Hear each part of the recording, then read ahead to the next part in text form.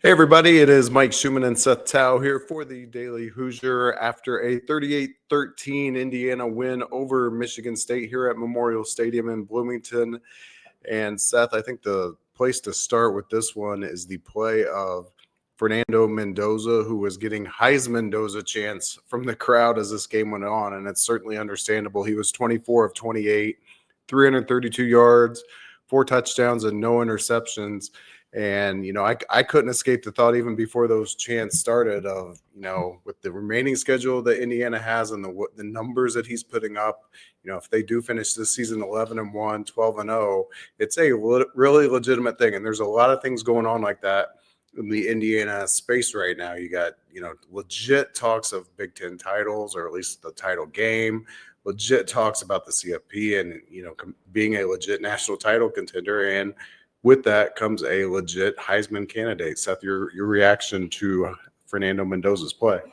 Yeah, I mean, you hit it on the head. I mean, he was on it today. And I do think the offensive line probably deserves more credit than they're going to get from this performance. I mean, Mendoza was not sacked, and he really had a lot of time to operate. I thought the pass, we'll see what the PFF grades and everything look like in the coming days. But I thought the pass pro, at least from the naked eye, I thought the pass pro was really good and, set him up for success.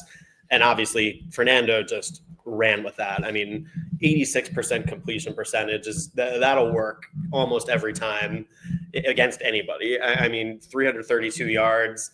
He was just on it. I mean, he gets in that mode where he's just dialed in and, he can drop a pin and like anywhere on the field. And I mean, he just got dime after dime after dime. And I think you see him look so much more confident out there in the RPO offense. Just, early in the season, maybe there were a few hiccups here and there. And it's just, he knows exactly what he's doing. It's really interesting being down there on field level. If you take a couple plays in these RPOs where you can just kind of watch his eyes and you can see the way the wheels are turning a little bit and the way he's just reading the defense as he puts the ball down and either pulls it back up to throw or actually gives it off. And it's just, his mind is so sharp with that. And it speaks to, I mean, the amount of preparation that everybody says he puts in. Yeah. And to that point, Curt Cignetti has said multiple times in the last week that he has not been around anyone that prepares more than Fernando, which is, lofty praise coming from somebody like Cignetti, who spent a lot of time in this game around a lot of good quarterbacks. So, the throw that really stands out to me is the throw he made to Surratt in the end zone. Like, it was one of those balls where earlier in the season, if I had to pick at his game a little bit, I'd say he was missing those kind of throws. It wasn't back shoulder, but it was a very tight window and really only one place it could be. And it was on a dime to Surratt. I think he's up to 21 touchdowns on the season, which is just 8 shy of Curtis Rourke's record set last year. So that one certainly looks like it's in jeopardy of falling this year. You mentioned his comfort in RPO. Like, I think I think we're learning a trap as to Indiana quarterbacks in the Cignetti era don't focus on game one too much. We learned this with Rourke last year. Fernando didn't look super comfortable in game one, but now, like you say, he's just in a rhythm with the RPO. He looks like he knows where to go every time, and the pass pro is a great point because he had time to work through progression today for sure. Yeah, and I mean, look, let's be clear. It helps to play a defense that's as forgiving as Michigan State's. I mean, Michigan State's defense was not rated very highly in most areas. Entering this game, they kind of showed why. I mean, I think they made things a little tough on Indiana at the very beginning of the game, put them in, behind the sticks a couple times. But I mean, it felt like once they got rolling, like they just, once the floodgates opened. I mean, I hate to use that term with the rain we're having, but feels like they're unstoppable, really hard to stop, like just when they get in that mode. And obviously Fernando's just at the helm of that. He's just, when he's on point as far as his accuracy, but just the way he's, playing point guard and running the offense and getting everybody up to the line. And, Fernando really makes a big point of, celebrating touchdowns. I felt like Curtis Rourke would be a little more subdued about that last year at times. And you see Fernando go crazy when one of his receivers catches a touchdown. But on any other play, big play, first, like that Riley Nowakowski play that set up the EJ Williams touchdown. I mean, Fernando is not, going, hey, nice catch, nice play. Like, he's just back up at the line, like making his next check. Like, he's just next play, which, I mean, that's exactly what Kurt Cignetti preaches. Right. And to the point about the offense being unstoppable, they scored touchdowns on their first 5 drives of the game, and they would have scored on all 7 drives of the game. They kind of chose to kick a kind of a suspect, or they chose to go for 4th down from the 7, which I thought was kind of suspect. It's just typical Cignetti, kind of just, At that point, the game was pretty much just, I don't think not getting that was not going to impact the outcome of the game. Obviously, the crowd was yelling, go for it. I think his team was yelling, go for it. I was watching him on the sidelines in that moment, and it looked like he took a second to ponder, and he's like, all right, go for it. Sometimes I feel like there's something that pisses him off or bothers him, and that's when he decides he's going to go in those moments. But the point being, they would have scored on all 7 drives if they had chosen to kick a field goal then. They only had 7 drives to segue, because Michigan State did a really good job of controlling the clock, keeping possession of the ball in the first half. They had a couple long drives to start the game, and I've got to be honest, like, the Indiana defense didn't look that great. Like, I was sitting there thinking, as Michigan State, had a 13 play drive and then a 10 play drive, it's like, man, a good team could really control the clock against Indiana and give them some trouble. They did seem to figure it out in the second half. I think the only big play in the second half was a Aiden Childs 64-ish yard run. Other than that, Michigan State was pretty much shut down, and that followed a theme from last week where Oregon moved the ball in the first half, but they were completely stymied in the second half. So it goes to, Bryant Haynes and the halftime adjustments that they're making. And by the way, they had a little bit of extra halftime today, 10, 15 minutes or so with the lightning delay. So what did you think? Am I overreacting to the defense, kind of giving up yards and not being able to get off the field? I mean, some of it's, hey, this is a Big Ten team and they have good players and you're not going to stop them every time. But am I overreacting to that at all? No, I don't think you're overreacting. I mean, I think the first half of today's game may have been the roughest that Indiana secondary has looked all season.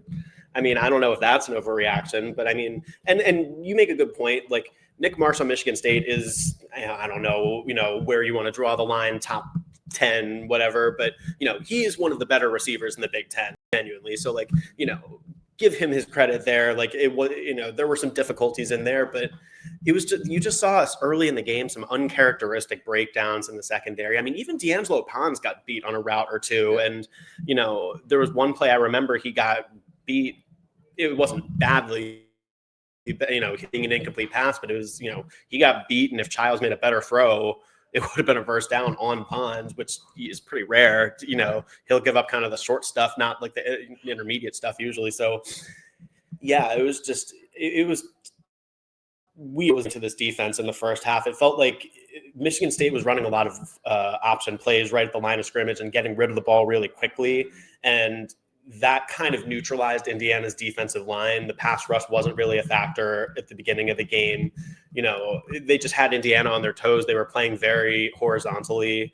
And so that you think about that, the 4th and 1 they converted early in the game where they did the little screen pass. Right. And, that got like, it felt like they were playing very east to west in this game. And, obviously, you think about you see the final score, what didn't work right for the entire second half. But I felt like that gave Indiana some trouble at the beginning of the game. And it speaks to how well and how important Indiana's defensive line is in setting the tone and kind of keeping everybody contained and keeping the action in the middle of the field versus getting them out towards the numbers.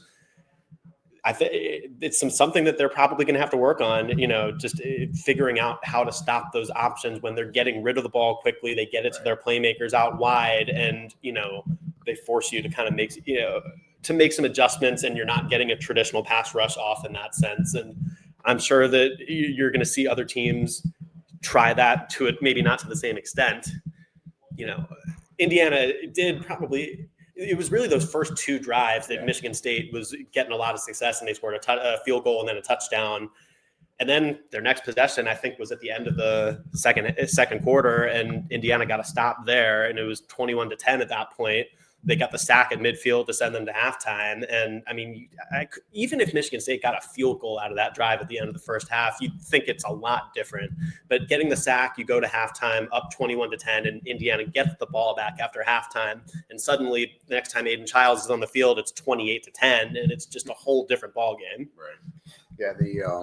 This is Michigan State team. Their offensive line was giving up a bunch of sacks. I think they were outside the top 100 in sacks allowed nationally. And this is a team that Indiana just absolutely dominated in the trenches last year. So another theme in those early drives was that Indiana really wasn't getting home with any kind of pressure. You mentioned the screens. I think Michigan State probably had 3 or 4 variations of screens where it almost felt like they were baiting that pressure so that they could, pass right behind it. So there's probably some film there that other teams will look at and see if they can exploit. But, the other side points to a team that had scored a bunch of points at Nebraska, a bunch of points against USC, a bunch of points against Boston College. So this is not a bad offense by any stretch. The bad side of Michigan State was their defense.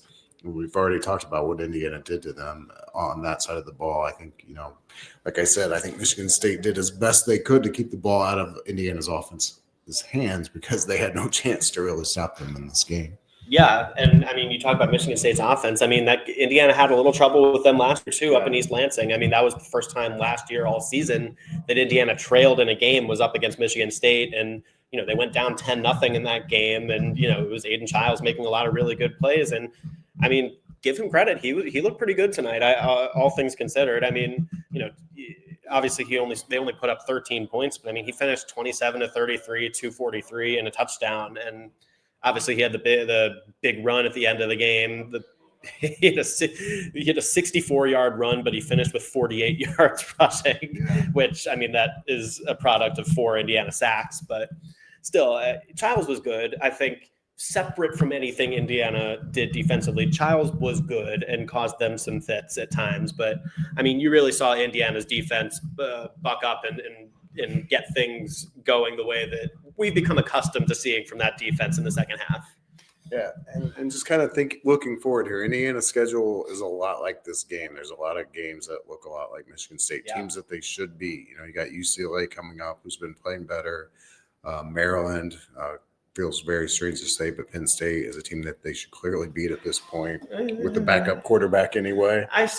I still am pumping the brakes a little bit on talk like that. I mean, we'll see what Penn State looks like tonight against Iowa, but I mean, there's question marks about the backup quarterback, but I mean, they still have one of the best running back duos in the Big Ten.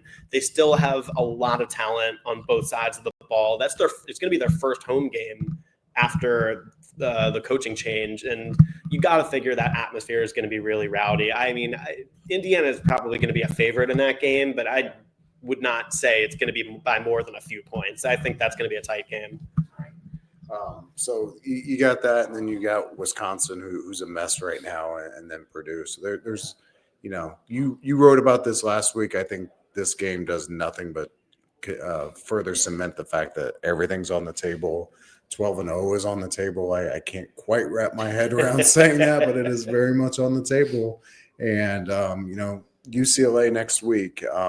Why don't you pull up their score today, unless you know their score? There's halftime highlights of Oregon and Rutgers on behind us right now, and they just showed it's 7-3 UCLA over Maryland in the second quarter. Okay, so a lot of game left. Yeah, I can't figure that one out either. It's almost as hard to imagine as 12-0 Indiana, like how they went from just a complete wreck that fired their coach midseason to now they're like world beaters. It's going to be a test for Indiana, especially if they win 3 in a row. They're going to come here thinking that they can do anything at that point. Yeah, and I mean, you think about Nico. I'm not going to try his last name. You think about Nico's skill set, and it's not that dissimilar from Aiden Childs. What we saw from him here today. So, I mean, Indiana's going to be tested right away to see, how much progress they could be tested to see how much progress they've made in things that they struggled against today. Yep. But I think unless you have anything else, I think we can wrap it up there. Again, it's a 38-13 Indiana win. They are 7-0 for the second consecutive season, 4-0 in Big Ten play. Kurt Signetti is now 100 games over 500 for his career, 137-37. Indiana's kept the old. I guess it is the old brass platoon. It's old, so whether they call it that or not, it is old for the second straight year for the first time since 1969. Is that right? Yes. So we're in this constant cycle of first time since this, first time since that. It's another week of that, but next week they go for 8-0 with a game against UCLA. We don't have a time for that yet, do we? I don't think we have time for any Big Ten games next week. There was like one. Yeah. And it was all TBT. So stay tuned to the Daily Hoosier on Monday for a kick time. I think it's on Sunday, actually. Are they going to announce on Sunday? Oh, because it's a 6-day Sunday or Monday. I think it's going to be the big noon kickoff on Fox, so we'll see if I'm right on that. But in any event, Indiana UCLA next Saturday. Stay tuned to the Daily Hoosier for coverage between now and then. He is Seth Tao. I am Mike Schumann for the Daily Hoosier. We will catch you all next time.